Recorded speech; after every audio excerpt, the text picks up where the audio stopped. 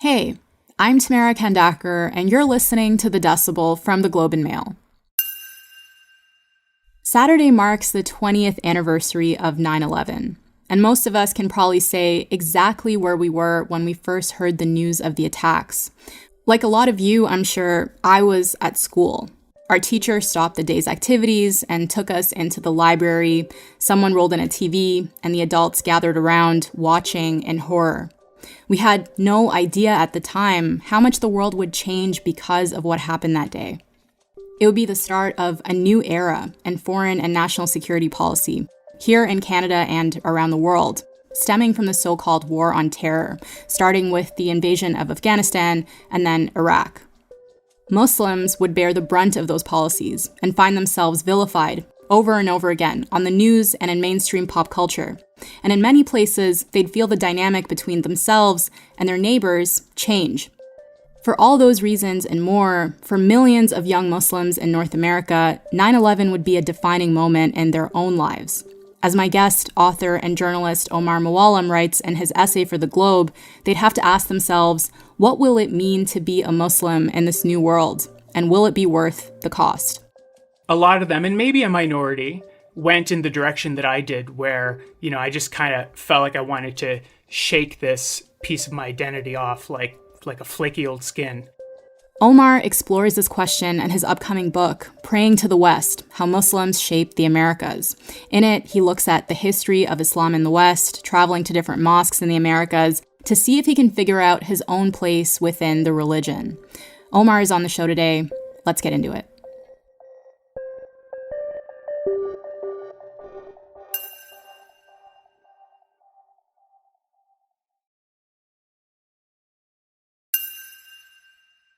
Hey, Omar. Welcome. Thank you so much for coming on the show.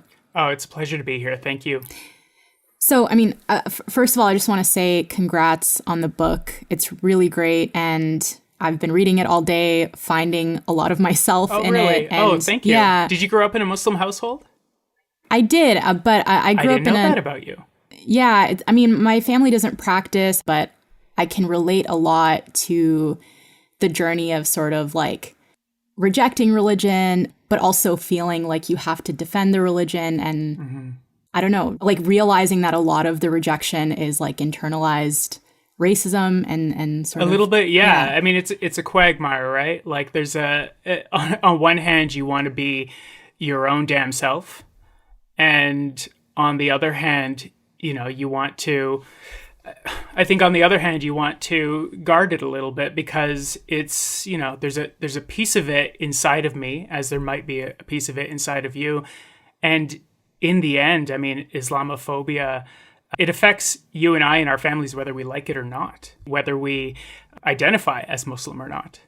Yeah, totally. And that's kind of the bulk of what I wanted to talk to you about today. So let's start with your childhood. You grew up in a Muslim family in a small town in Alberta, and you've written about how when you were younger, you rejected Islam, you kind of denied your Lebanese heritage. Can you tell me about your upbringing and what shaped your views pre-9/11 and what made you reject the religion?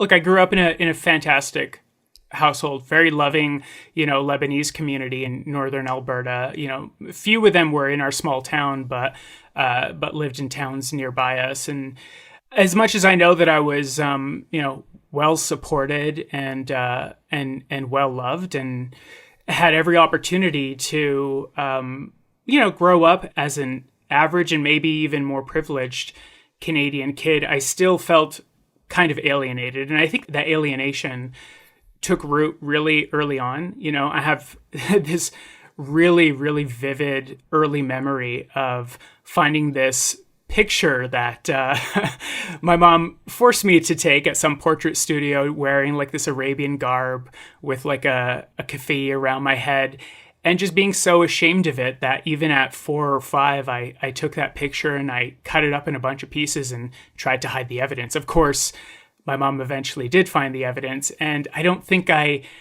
even was capable of explaining why I hated that photo so much. I think I just wanted to be like the other, 90% of the people around me. But, I still I still cherished our religious upbringing. It still was the way that I made sense of the world. But I think, after 9/11, a lot of Muslim kids who were coming of age at that time, and I was, just shy of my 16th birthday, I think a lot of them felt like they had something to prove. And some of them went in one direction where they embraced that part of their identity and defended it against attackers. And a lot of them, and maybe a minority, went in the direction that I did, where, I just kind of felt like I wanted to shake this piece of my identity off like a flaky old skin. And I think that is kind of what started to set in motion this other, direction, this sort of hostility toward not just Islam, but all religions. Yeah, you wrote in your essay for The Globe, you really quickly got this nickname, Omar bin Laden, and you added to it and embraced it because you wanted to be in on the joke almost, right? I'm kind of ashamed of that, but yeah. I mean, as I was writing that essay, that memory kind of just came flooding back of, not just where I was when 9/11, but who I was with, and, watching the news with my friends. We were playing hooky, but our social studies teacher said we could. I remember when the news anchors started to identify who might be behind this. And Omar bin Laden became this nickname between friends. And, I thought it was funny, even though I also knew that it was, insulting and repulsive, and not just insulting to the dead, but also insulting to my religion. But I think that was my way of coping with it. That kind of insensitivity can only last for so long. I think eventually I had to find another way of kind of coping with it. So when does that start to change for you? When do you start to reconsider your relationship with Islam? Well, I went probably, a good 10 or more years being, kind of increasingly and then, decreasingly hostile toward religion, and mostly just kind of ambivalent to Islam and other religions for a while. But then in the last, 5-6 years, this confluence of events just made it unavoidable for me. Of course, I mean, what I mean by that is, the rise of Trump, but also the sort of twilight of the Harper administration, and, how they went full bigot in the last year of that government. The rise of ISIS and ISIS-inspired attacks, the backlash against Syrian refugees, the Rohingya, genocide, Uyghur Muslim concentration camps. I mean, who would have thought that we would reach a point in the world where there would be concentration camps again for a religious minority? But, here we are in that world, this kind of new world that I increasingly found myself in. I found that for the first time, I was coming up against some really overt, ugly racism. And I was coming up against it in Edmonton, where I live now. People often ask me what it was like growing up in a small town in northern Alberta, in the early years of the War on Terror. And they're surprised to hear that it was fine. The conflict that I experienced was internal. But in the last few years, I was experiencing it externally. Derisions from random white people in the streets, some pretty rough, experiences in airports. I found out recently that, there's been a spate of really ugly Islamophobic attacks on Muslim women in Edmonton. I just found out recently that one of them was my relative. So it just increasingly creeps closer and closer to home. And so I just increasingly felt like, what, if I'm going to have this target on my back, whether I like it or not, I'm going to embrace, this Muslim identity.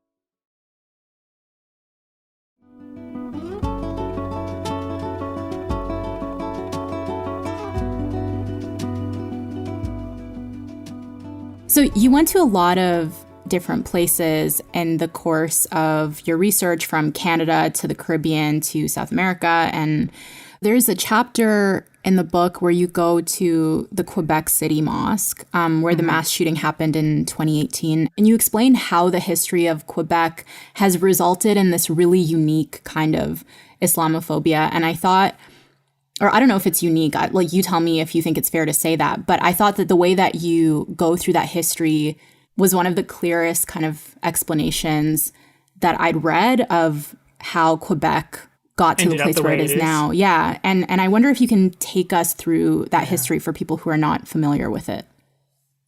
I wouldn't so much say that it is unique, but I think it's unique for North America because it resembles the sort of Islamophobia of Europe, and in particular France. And this comes from the fundamental philosophy of laïcité, which is this sort of, separation of church and state, but it's got I think a much stronger spin on it that has its roots in French Revolution.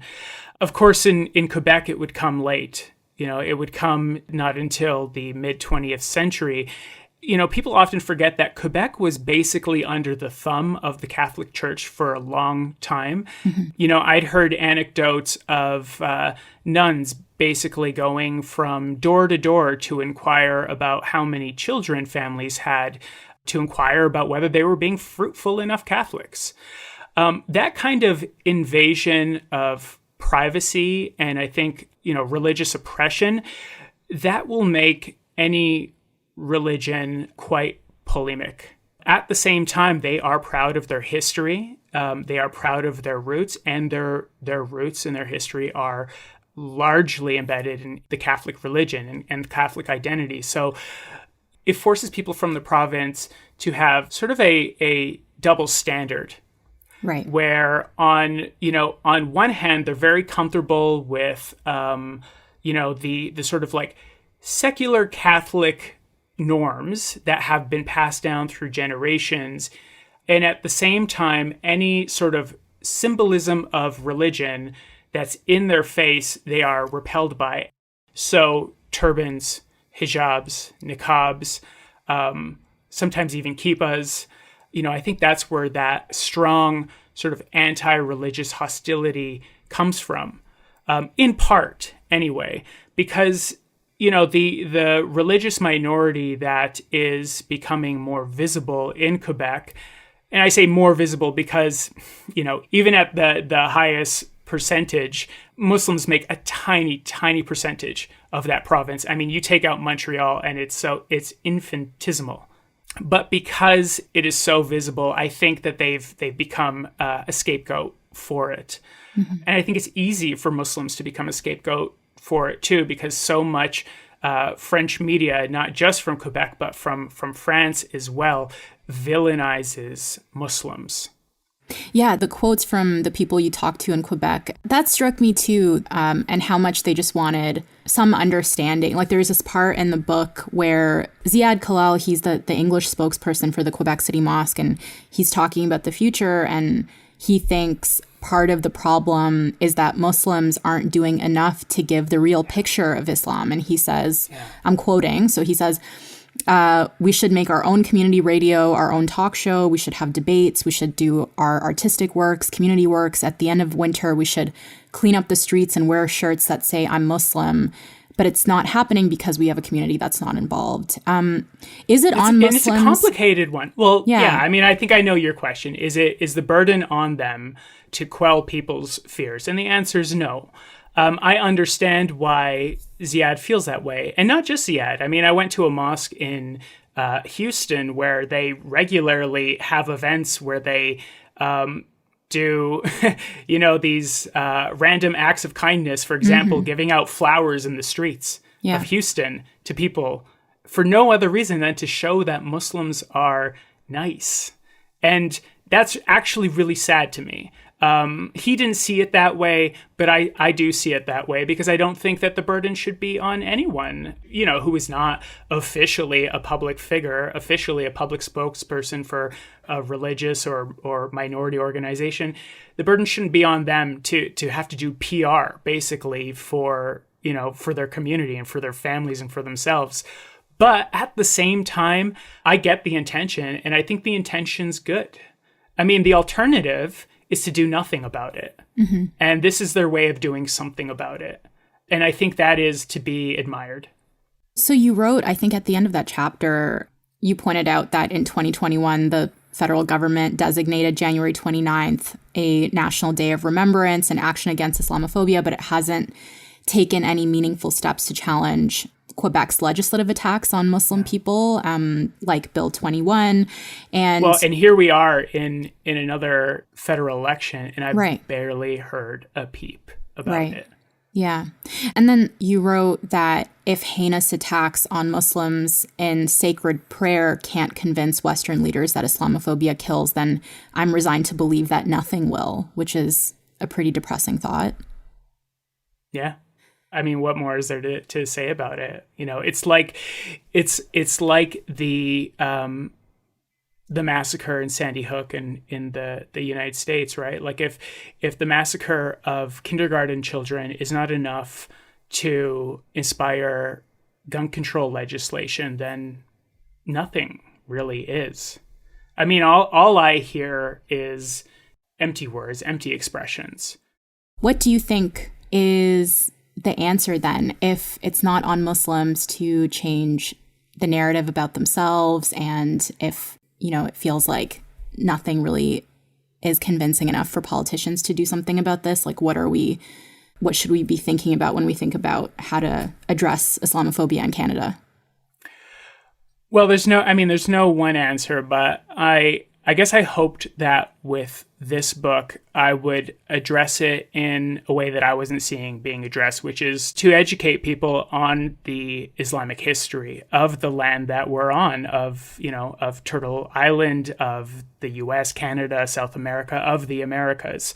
You know, we think of the New World, as a Christianized, colonized hemisphere that has almost exclusively Indigenous and Christian history until really recently.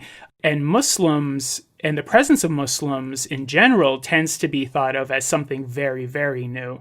And that's only because the visible Muslim population has, risen quite significantly in the last few decades.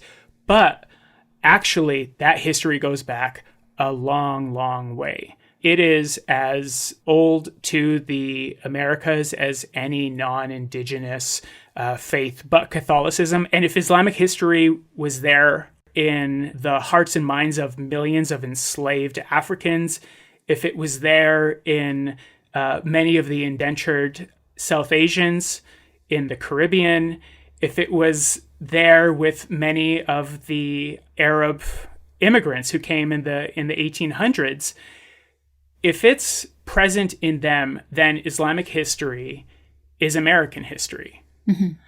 And I think understanding that helps people who genuinely fear Muslims, genuinely fear Islam. I think it helps them feel more comfortable with the presence here. They start to understand that, no, it's not something new. It's something that's always been there. If you know how to look for it, you'll find it, and it's been erased. And why was it erased? And who erased it? Mm-hmm. And what have I been in the dark about? I hope that realization leads people to at least become a little bit more curious about the faith. So just jumping off of that, you set out partly to discover whether there was a place for you as someone who's kind of a non-believer in the Ummah, the Muslim nation. And it sounds like you found it after you went to the Toronto Unity Mosque. It's the last mosque you profile in your book. Tell me a bit about that experience, and what was it that made you feel like you belonged? Yeah, the Unity Mosque is a very unique place, and it's not so much a mosque as a movement. I say that for two reasons. One, for the safety and security of a lot of its congregants, many of whom, maybe even most of whom, are LGBTQ. It's held in a rotation of sort of anonymous places that you have to be a part of the community to know the addresses of. But also because this framework for prayer, which is a mix of all various, Muslim rituals, but also indigenous rituals as well, it has started to become exported to other cities in North America and Canada and the United States.